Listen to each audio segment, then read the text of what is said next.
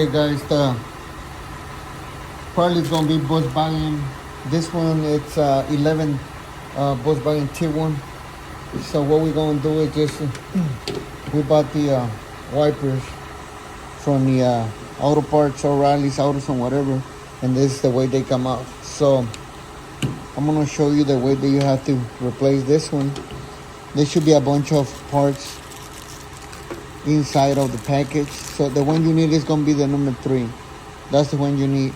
See right there, number 3. What you're gonna do is, don't be scared to pop this right here. Look right here from the number. It shows right here number 1. See right there, that's the one comes with it.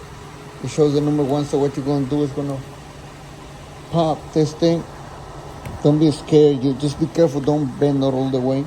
Hold on. See, it pops out.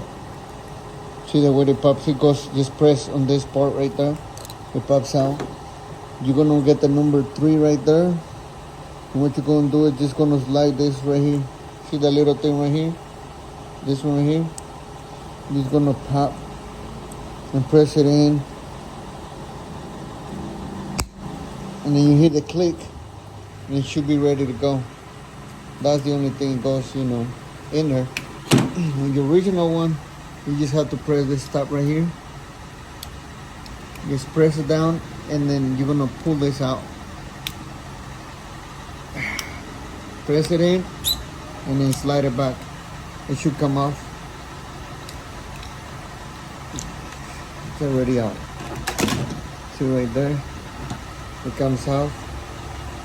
Now what you gotta do is just gonna slide this in there. This way. Let's see if I can hold my phone and do it at the same time. Okay. So now what you're gonna do is just slide it in and she clicks right on. See right there, it's already on. So that's the way to go.